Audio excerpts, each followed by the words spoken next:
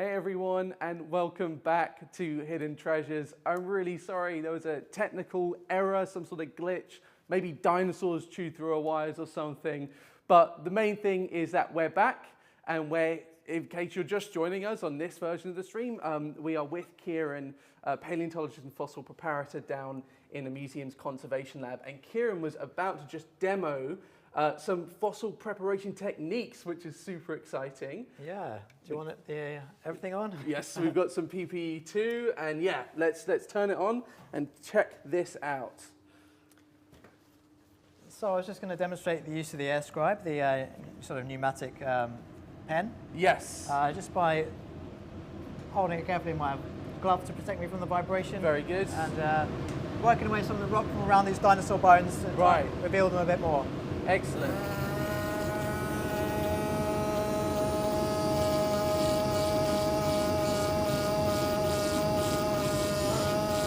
So what exactly are you working on here? So this is more of the sort of Mantellosaurus type dinosaur we have in the UK. Yeah. Collected quite recently. There's quite a lot of it. It's really hard rock, so it's taking a long time to prepare. Yeah, and how long have you been working on this then? On and off for the last year or so. So it's going to be at least another year probably before I'm done with it. Wow. Hard to say. And so I see that it looks like you're chipping away bits of rock. But the thing is, the fossil is also made of rock, so how can you tell the difference? Right, so yeah, if you're lucky, the fossilized bone will look quite different from the matrix. Like you might have noticed in the Sahara dinosaur, Yeah. the bone was nice and paper white, the rock was glowing red. Right. So in that case, you've got a really good contrast. Sometimes you don't, and that can be the hardest part of the job, is finding out what's bone and what's matrix. Yeah. Bone can look shiny when it's wet. It can have a sort of honeycomb texture if it's broken. So yeah, I look for sort of inconsistencies, differences in composition or texture or appearance. Rock tends to be quite uniform, Right. Same all the way through. But certainly I need to know a bit of anatomy to do this right. I need to know sort of roughly what I'm looking at, what shape I'm expecting it to be. Yeah. I can see there's a beautiful toe bone of a dinosaur coming out there. That's huge. Probably some ribs, things like that. And you're getting like properly in between these different bones. Is this so scientists can kind of study every side of the bone, like other paleontologists? Yeah, they're interested in what we call the gross morphology, the overall shapes and sizes of all the bones in the skeleton. So I've got to take out as much of that rock as I can, try and bring out every bone if I can. Right, got it. Wow, it looks like you. It's a little bit tense even watching it, but I'm sure you're a pro at this. Well, I'd like to be better. Amazing. But yeah, that's one of our main techniques, is the air scribe. Did you want to see another tool in I'd action? love to. Yeah. What else have you got? So I touched briefly on the air abrasive, which is great for more sort of fine detail work. And if I just push that down. So in here we've got a slab that we collected recently. A couple of years back we went out to Wiltshire. Yeah. And because some fossil hunters have discovered an incredibly well preserved Jurassic sea floor. And there's these beautiful animals called crinoids, so like related to starfish. Yes. Some of them have got a stalk, almost like a flower. Yeah. And they wave their arms in the air collecting food particles. So I'm using the air abradator, which is like shoots a blast of air and powder. And I'm just going to work away some of this sort of mudstone or clay, whatever this is on top, to reveal more of these animals. And you can see they're really well preserved. Wow. The stream's just blasting away very fine, small amounts of the clay. And this is a very different. Is this like a softer rock than the one you were working on before? Yes, much softer. So I'm just using sodium bicarbonate, baking soda. Oh wow. To blast away that clay very, very carefully. Yeah. You can really see that coming away as well quite quickly. Yeah. It's quite satisfying. But Yeah. It's also it's quite a difficult technique to master. Yeah. I've got quite a long way to go before I consider myself good at that. And I notice that you're constantly moving as well. It's very, very easy to damage a fossil using this stuff. You can blast it away by holding it down for half a second too long in the wrong area. Yeah. So And these are super, super valuable fossils. These are like, they could potentially be a one of a kind, couldn't they? Yeah, well, this is a really important discovery. The number of animals, how well preserved they are, the diversity of the fauna here is looking like it might be the best site in the UK for echinoderms, this group of sea creatures that includes the starfish and the sea urchins, Right. and the crinoids. So that's kind of what we're looking at here then. This whole slab is just filled with these echinoderms, right? Yeah, I don't know if you can see some of these, they're all through the block. Yeah. And hopefully once I wear away all this top section, there'll be lots and lots more to see. There's quite a nice one coming through in this little block there. You see all the arms there, the feathery bits coming off of it. Oh yeah. Very, very beautiful. Really, really cool. Amazing. As you see, it's very, very easy to blast away too much rock with this. This one's a bit more delicate. You kind of a jack of all trades in here with all these different tools. You're a problem solver, creative solution solver.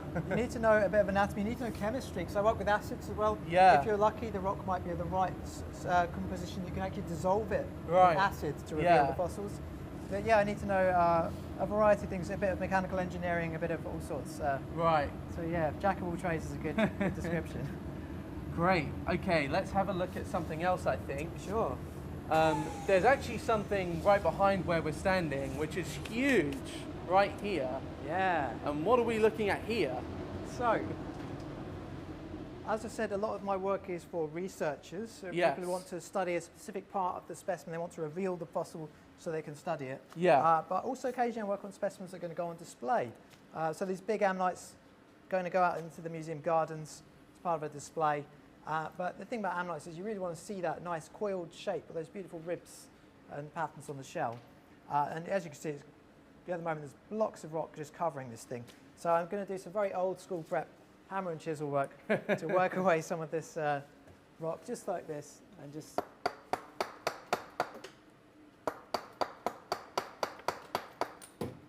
try and work away until I've got down to the level of the ammonite. Okay, right. That's a huge ammonite. It's a big one, yeah.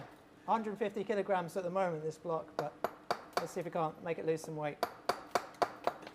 Do you ever get a bit, we've actually had a question through in from Emma saying, obviously that fossils are quite delicate. Do you ever get nervous working on them? Absolutely, yeah.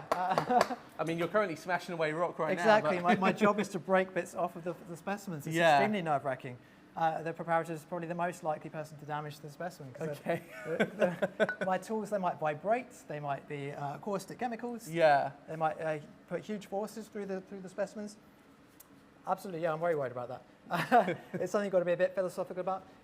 It's also something that might even be a good thing at times. If the specimen breaks, it might even reveal more information. It might turn out the researchers really want to look inside the broken section of a fossil bone. Right, cool. So when I repair them, and I do repair them, I use only reversible materials. I use adhesives and consolidants. Yeah. You can just dissolve with a solvent. So if it turns out the researcher actually likes it broken, Yeah. you can just dissolve that adhesive, look inside it, and then I can reattach it later. Excellent. But that's a great question. On that note, do you mind if I have a go? Absolutely, please do. Yeah, just trying to look for a nice cleavage plane in the rock, somewhere you can smash away. Yeah. To, we're working away probably here to here. Okay, right. Somewhere So like you were there. kind of angling it up like this. That's right, yeah. And then just kind of, Perfect.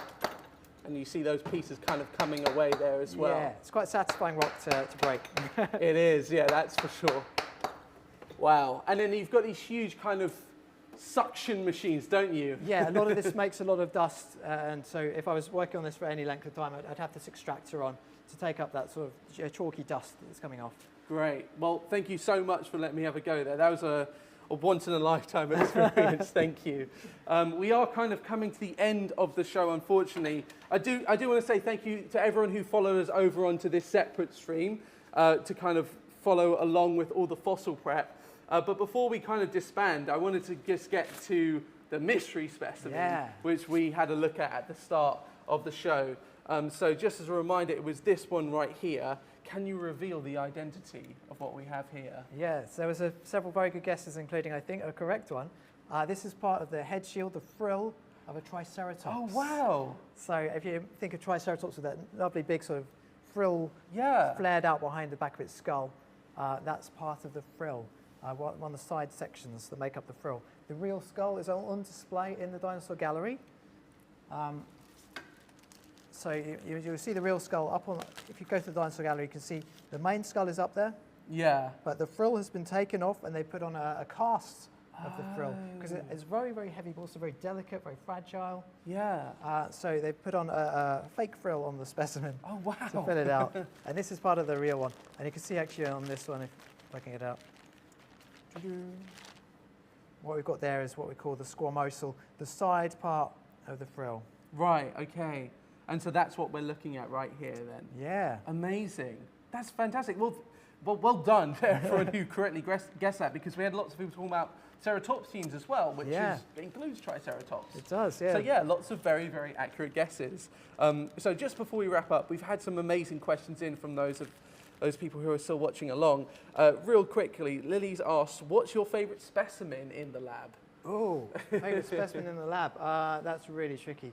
Right now, I've got to say it's probably this Sahara Desert sauropod. Yeah. Just I spent so much time working with it. Yeah, yeah. I was working on this over a period of 4 years, and it's become quite special to me. Nice. So probably this chunk of sauropod from Niger in Africa. We had a good look at that one earlier.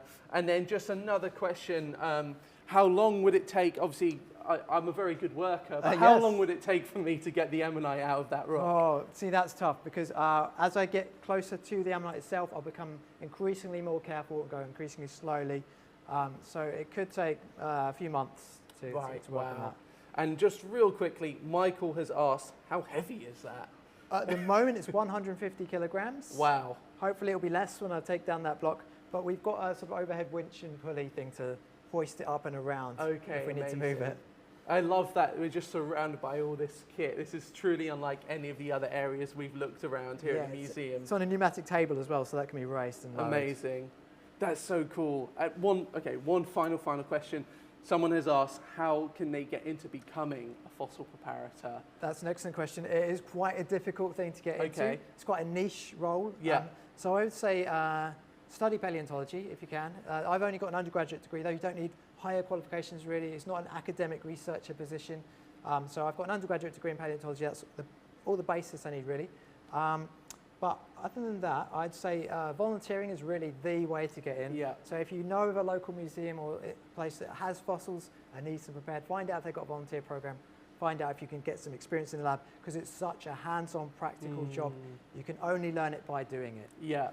So if you've got an opportunity to try that, and it's a good idea to try it before, because some people might find that it turns out that's not what they're suited for really. They'd actually rather do curation or research, something a bit more, something different. Yeah. So lots of different roles people can get in museums and stuff. So yeah, making sure it's right for them. Yeah, because you have to have a lot of patience for this. And it's not something a normal person might consider as a good job. I consider it the best job in the world. Yeah. But not everyone would agree with me. Well, thank you so much, Keiran. You're an incredible scientist, and the work you do obviously supports the museum immensely, so we can't thank you enough for letting us come down. You're very welcome. Thanks, it's been fun. Yeah, so I think that's pretty much all we've got time for on today's show. So thank you so much for joining us and also sticking with us through the technical issues. I can only apologise for those. We're super sorry about that happening. But do make sure that you tune in for the next episode of Hidden Treasures, which is happening on next Tuesday. So that's Tuesday the 2nd of May, same time, 12:30 p.m. British Summer Time, in which we'll be joining curator John Ablett with the mollusk collection. So that includes some of the most weird and wonderful creatures in the animal kingdom today, including squid, snails, things with shells, those sorts of things. So make sure you tune in and get your questions ready for all things mollusks. But in the meantime, make sure you head to our socials, Twitter, Instagram, TikTok. Give us a follow and let us know what you think about Hidden Treasures, what you'd like to see in the next season potentially. Or also feel free to leave a comment in the chat box or the comment section down below. And as always, if you enjoyed this video, make sure that you are subscribed and hit the bell notification icon for our YouTube channel, because we're putting out loads of great content that you'll want to keep up with. And if you missed any episodes of Hidden Treasures Series 2 or Series 1, they're all in a playlist on our YouTube channel. But that's about all we've got time for today. So thank you so much for joining me and Keiran, and I'll see you in the next show. Bye-bye.